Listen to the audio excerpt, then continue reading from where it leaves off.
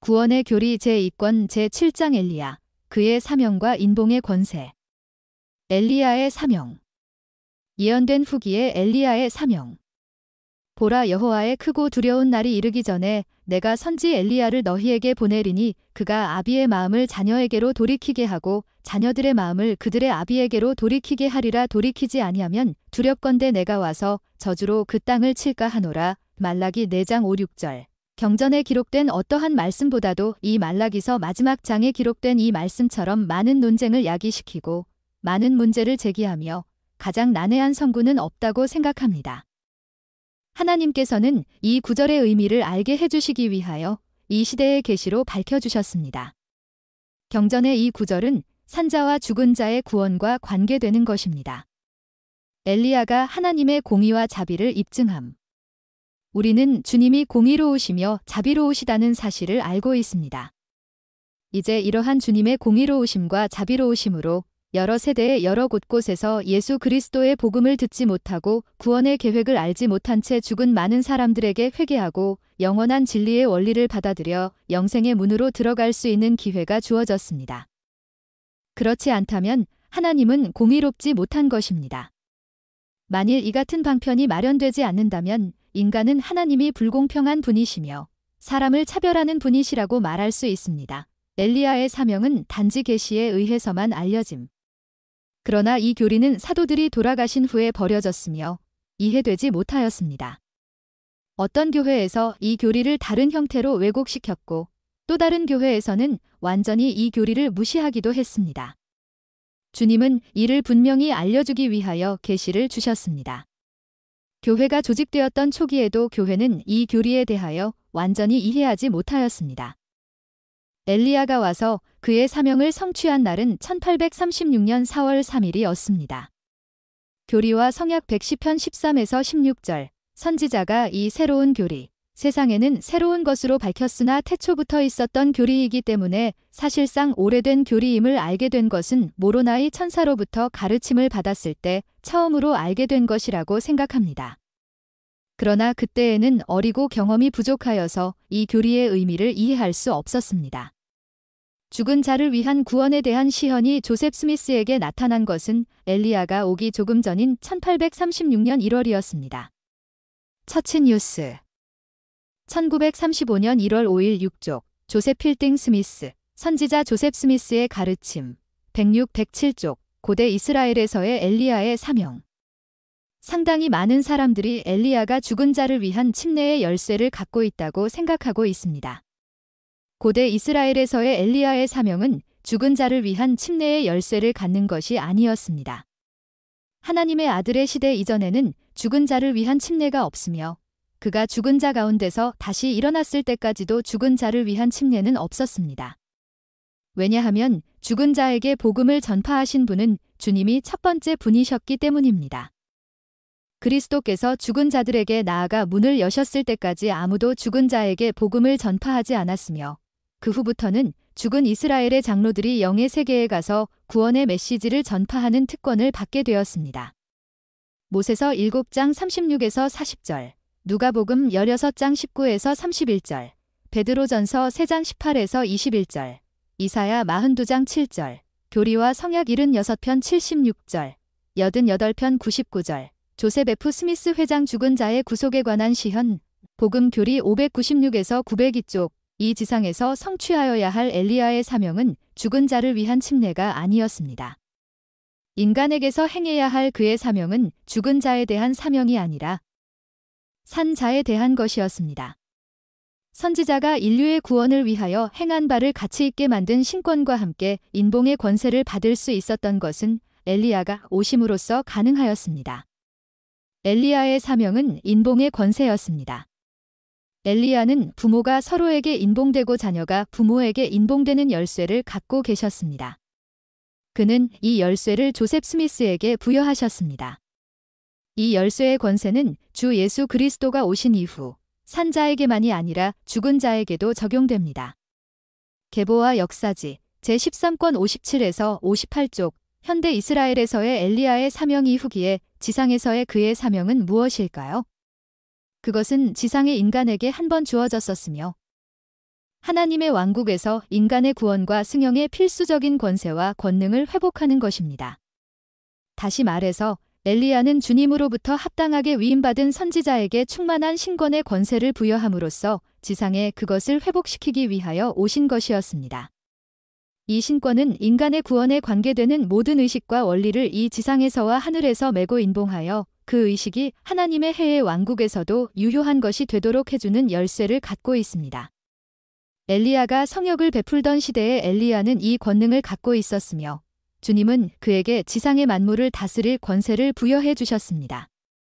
그리하여 그의 성역을 통하여 행해지는 것은 무엇이든지 하늘에서도 인정되고 인봉되었으며 영원하신 아버지의 인정을 받았습니다. 이 권능은 지상에서 하나님의 권능을 소유하도록 합당하게 위임된 자들이 행하는 모든 의식에까지도 영향을 미치고 있습니다. 성전에서 죽은 자와 산 자를 위한 의식이 집행되는 것도 바로 이러한 권능으로 인한 것입니다. 영원한 계획에 따라 결혼하는 부부를 영원히 결합시키는 것이 이 권능입니다. 부모가 자녀에 대하여 하나님의 왕국에서의 영원한 가족으로서 현세에서 뿐만 아니라 영원토록 부모로서의 자격을 주장할 수 있는 것도 이 권능 때문입니다. 처치뉴스 1932년 1월 6일 8쪽 인봉의 권세의 회복. 모로나이가 엘리야의 다시 오심을 예언함. 1823일 9월 21일 밤 주님의 면전으로부터 보냄을 받은 모로나이 천사는 조셉 스미스에게 나타나 가르쳤습니다.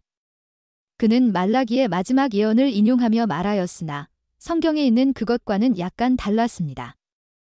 보라, 주의 크고 두려운 날이 이르기 전에 나는 선지자 엘리야의 손을 빌어 너희에게 신권을 나타내리니 저는 조상에게 하신 약속을 자녀의 마음에 심을 것이요 자녀의 마음을 그 조상에게 돌이키게 하리라.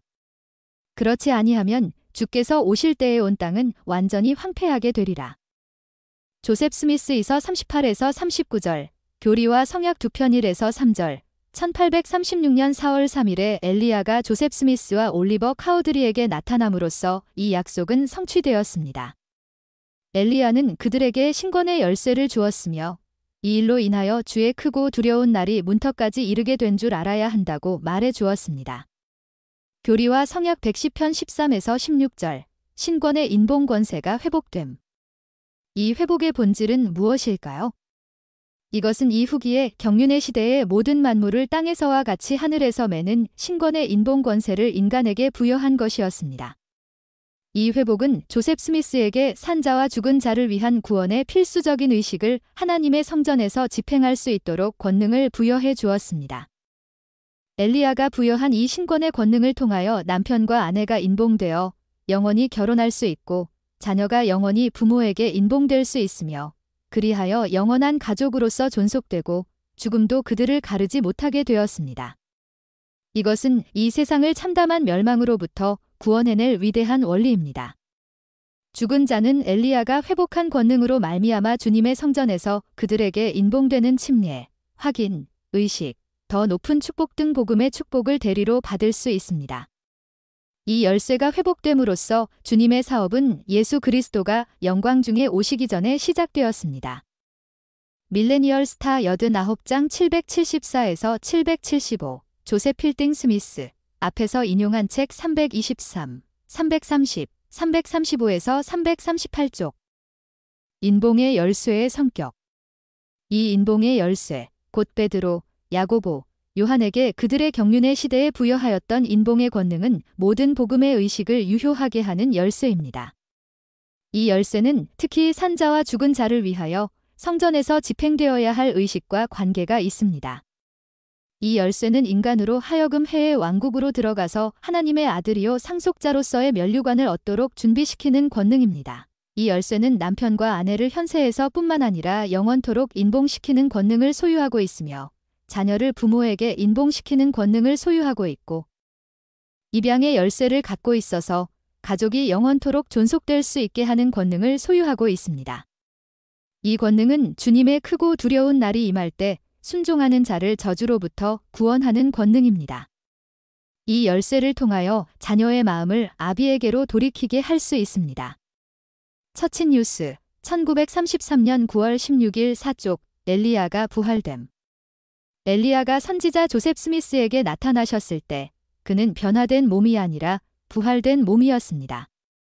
그는 부활한 몸으로 베드로와 야고보와 요한과 마찬가지로 조셉 스미스에게 나타나셨으며 변형의 산에서 베드로와 야고보와 요한에게 한 것과 같이 조셉 스미스와 올리버 카우드리에게 인봉의 열쇠를 부여하여서 산 자를 위한 사업만이 아니라 죽은 자를 위한 사업까지도 이제 행할 수 있게 해주었습니다. 산자에게 필요한 의식이 죽은 자에게도 똑같이 요구되므로 열쇠는 죽은 자의 구원과도 관계가 있는 것입니다. 처치뉴스 1935년 1월 56일 6쪽 교리와 성약 133편 55절 영적 존재가 엘리야의 사업에 참여함. 우리는 성전에 가서 현세와 영원을 위한 인봉의식을 받으며 또한 우리의 죽은 자를 위하여 마찬가지의 의식을 대리로 행합니다. 우리가 수고하는 만큼 세대가 세대로 이어지게 됩니다. 우리에게 지어진 의무는 참으로 막중합니다. 또한 우리가 탐구 조사하여 얻을 수 있는 모든 자료를 알아내고 우리의 능력이 미치는 한도 내에서 우리의 죽은 자를 모두 찾게 될 때 우리는 만족감을 얻게 될 것입니다. 브리감 영 회장은 복천년 동안에는 다른 곳에 있는 사람들이 지상에 있는 사람들과 함께 손을 맞잡고 일을 하여 우리가 찾아내지 못한 죽은 자를 찾아내게 될 것이며 그리하여 이 축복을 받을 자격이 있는 영혼은 모두 찾아내어 그를 위한 사업을 수행하게 된다고 말씀하셨습니다. 죽은 자들 가운데에서 합당한 많은 자들이 기록을 모으고 정보를 정리하는 일을 하고 있다고 분명히 믿습니다. 이러한 일을 우리가 행하고 있지 않다면 그들인들 왜 이 일에 종사하지 못하겠습니까? 상호부조회지 제5권 678쪽, 브리가명 설교집 제2판 626에서 628쪽, 엘리야가 아니면 지구는 저주받음. 왜 지구가 저주를 받게 되는가? 엘리야가 그의 인봉의 열쇠를 갖고 오지 않았다면 왜 온 땅이 저주를 받게 되었겠는가? 라는 질문이 당연히 일게 될 것입니다. 말라기 4장 5, 6절. 가족은 본래 그대로의 상태로 영원히 존속되어야 합니다. 우선 남편과 아내는 현세와 영원을 위하여 인봉되어야 합니다. 그같이 될 때 이들 부부에게서 태어난 자녀는 그들에게 현세와 영원을 통하여 인봉되며 가족의 단위는 영원히 존속되는 것입니다. 새롭고 영원한 성약 밖에서 결혼한 부모는 현세와 영원을 위한 인봉의식을 받아야 하며 다음의 자녀들도 부모에게 인봉되어야 합니다. 그같이 행할 때 이 의식은 원래 주님의 율법에 따라 결혼한 사람의 경우와 마찬가지의 효력을 갖게 됩니다. 같은 방법으로 자녀는 죽은 조상을 위하여 같은 의식을 집행하게 할 수 있습니다. 그리하여 각 세대가 앞서간 세대에 결합되는 것입니다. 이렇게 하여 해외 왕국의 승영에 이를 자격이 있는 가족은 한 세대에서 다른 세대로 거슬러 올라가 결국 우리의 최초의 부모인 아담과 이브에게까지 이어지게 되는 것입니다. 이 사업이 모두 주님이 오시기 전에 행하여지는 것이 아닙니다. 복천년 동안에는 이를 받기에 합당한 죽은 자들을 위하여 이 위대한 성전의식이 행하여지게 될 것입니다. 엘리야의 인봉의 권능은 가족을 한 세대에서 다른 세대로 계속 결봉시켜 태초까지 결봉되게 하였습니다. 만일 이 권능이 지상에 회복되지 않았다면 가족 단위를 존속되게 해주는 인봉 사업이 행하여질 수 없었을 것이며 따라서 지상에서 뿐만이 아니라 하늘에서 모든 축복을 인봉하여 주는 결봉의 권세가 없어졌을 것입니다. 그렇게 되었다면 이와 같이 인봉 또는 결봉 의식이 없이 행해진 모든 사업은 성취되지 못한 채 그대로 땅에 떨어지게 되므로 땅은 저주를 받게 될 것입니다. 계보와 역사지 제27권 52에서 53쪽 엘리야가 오지 않았다면 땅이 황폐케 됨. 만일 엘리야가 오지 않았다면 그와 같은 상태에서는 주께서 오실 때 온 땅이 완전히 황폐하게 되리라고 주께서 말씀하셨기 때문에 과거에 행하여진 모든 사업은 아무 소용이 없게 되리라는 결론을 내릴 수 있을 것입니다. 교리와 성약 2편 1에서 3절. 그러므로 엘리야의 사명은 이 세상에 대하여 대단한 중요성을 띠고 있습니다. 죽은 자를 위한 침례의 문제만이 아니라 부모의 인봉과 부모와 자녀와의 인봉의 문제까지 포함되어 태초로부터 끝날까지 존전하며 부족함이 없는 완전한 통합과 경륜의 시대와 열쇠와 권능과 영광이 결합되도록 하여야 하는 것입니다. 교리와 성약 128편 18절. 이 인봉의 권능이 지상에 없었다면 주님이 다시 오실 때 혼란이 이 세상을 지배하고 무질서가 질서를 대신하게 될 것이나 만사가 하나님의 왕국의 완전한 율법으로 다스려지고 통제되므로 이 같은 사태는 일어나지 않을 것입니다. 상호부조회지 제5권 677에서 678쪽 왜 땅이 황폐게 되겠습니까? 아비와 자녀를 이어주는 결봉의 사슬, 곧 죽은 자를 위한 사업이 없다면 우리는 모두 버림을 받게 될 것이며 하나님의 모든 사업은 실패로 돌아가서 완전히 황폐하게 될 것이기 때문입니다. 그러나 물론 이 같은 상황도 존재하지 않을 것입니다. 복원교회의 기원 43에서 44쪽 구원과 엘리야의 인봉 권능. 그가 아비의 마음을 자녀에게로 돌이키게 하고 자녀들의 마음을 그들의 아비에게로 돌이키게 하리라. 선지자는 이 부분의 번역이 정확하지 못하다고 말하고 계십니다. 돌이킨다라는 단어는 긴봉하라 또는 결봉하라라는 단어로 바꾸어야 합니다. 말라기 4장 5, 6절 엘리야가 먼저 오지 않으면 온 땅이 저주를 받게 된다는 경전 말씀의 뜻을 이제는 이해하였을 것입니다. 왜 저주를 받겠습니까? 멸망의 날을 막을 인봉, 부모를 결봉시키는 인봉, 자녀를 부모에게 결봉시키는 인봉. 저 세상에서도 유효하게 하는 계약이나 임무가 없기 때문입니다. 이어주는 힘이 없기 때문입니다. 그러므로 엘리야가 먼저 와서 경전에 기록된 바와 같이 만유를 회복하여야 하는 일이 반드시 필요한 것입니다.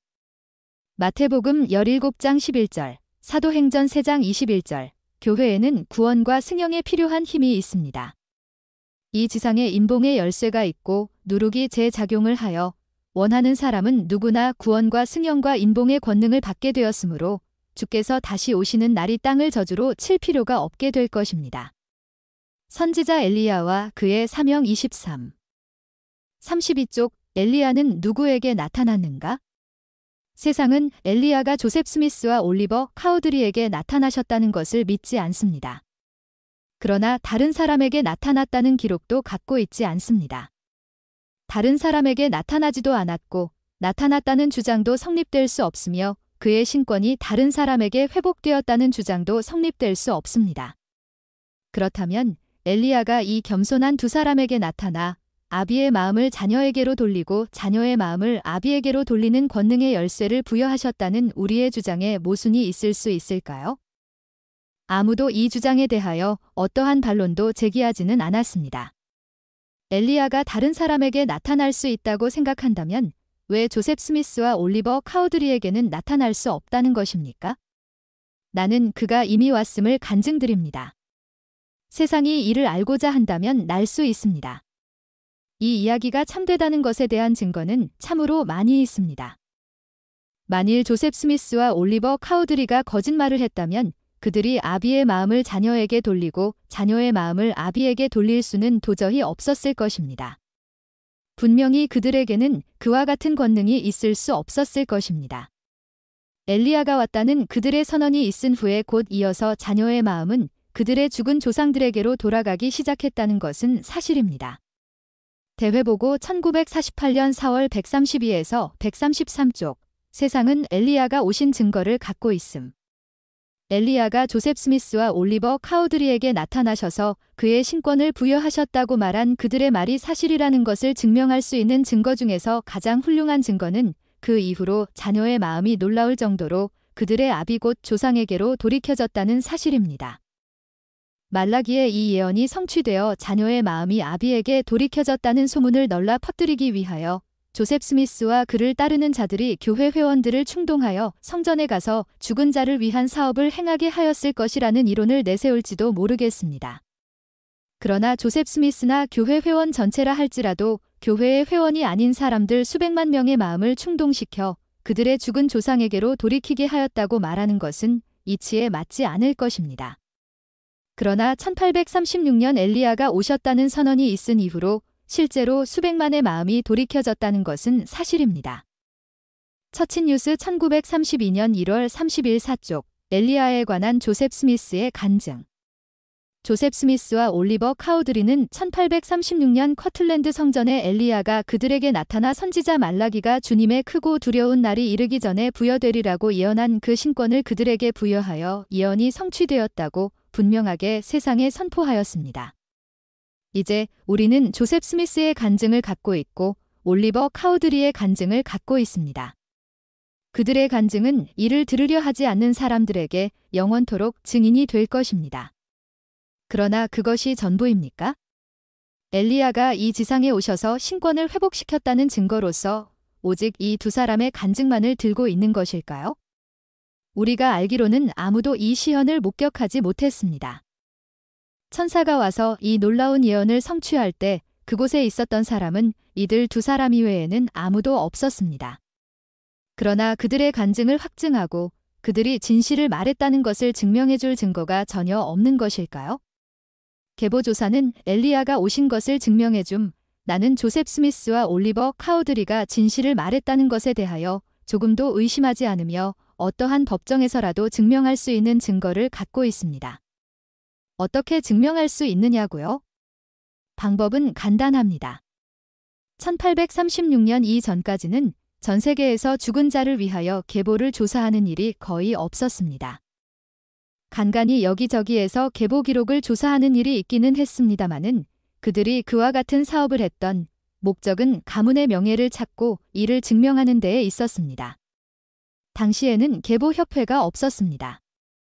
계보에 관한 조직 단체도 없었습니다.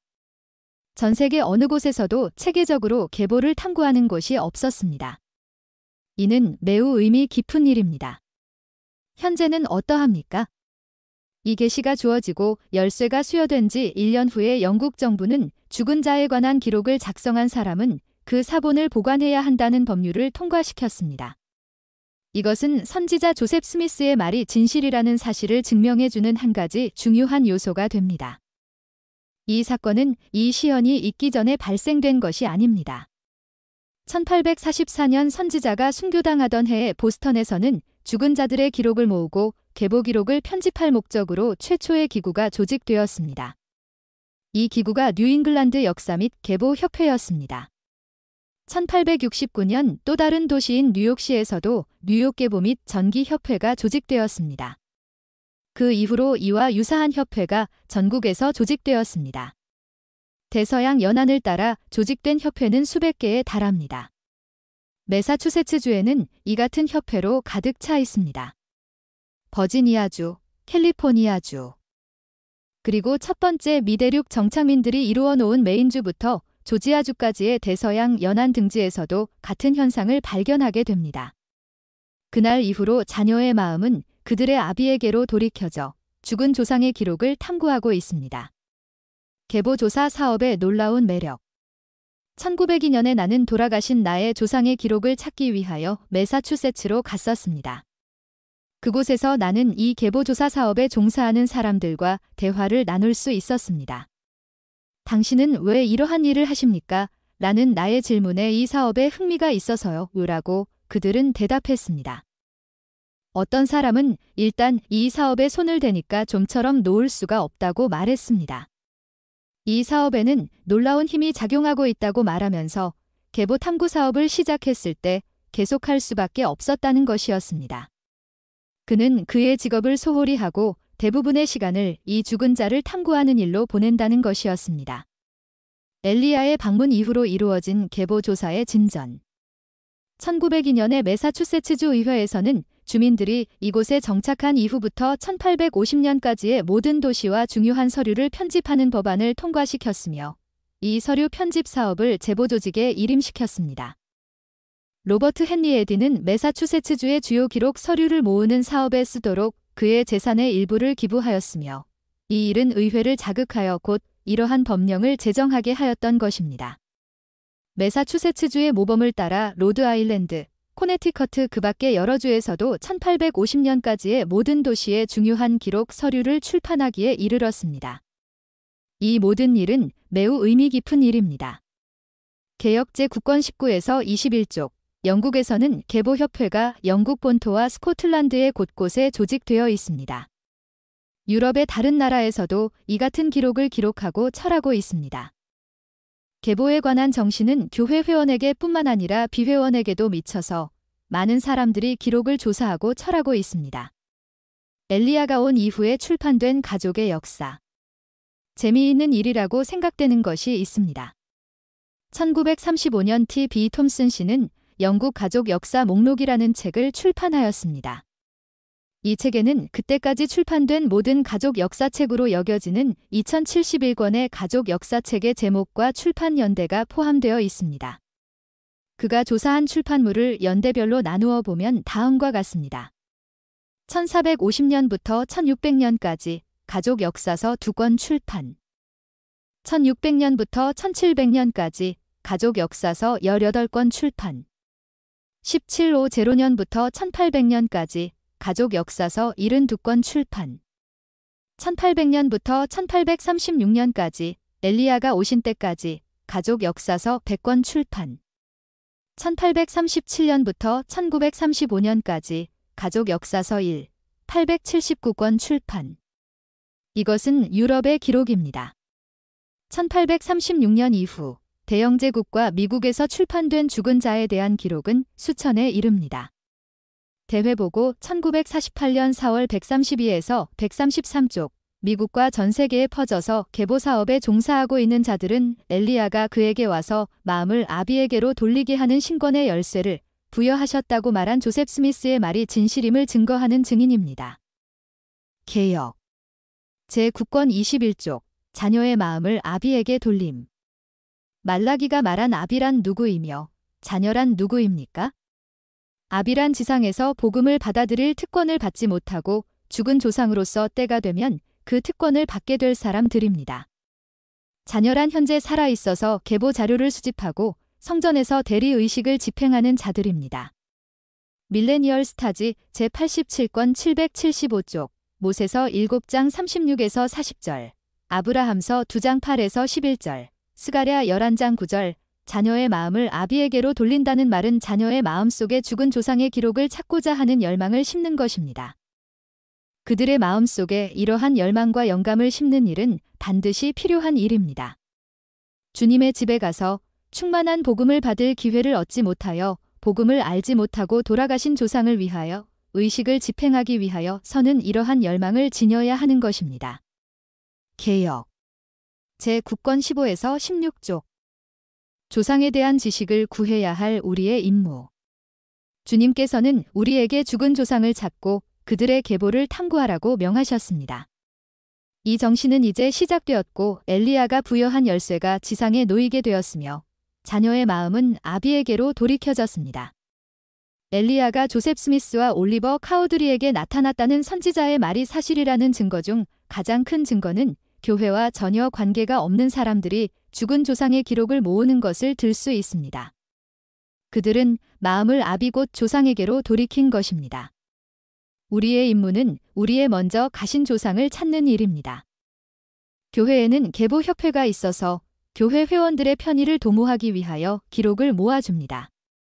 이곳에서 우리는 계보에 관한 정보를 얻을 수 있고 우리 가족의 구원에 관계되는 문제에 대하여 도움을 얻고 용기를 얻을 수 있습니다. 대회보고 1923년 4월 19에서 20쪽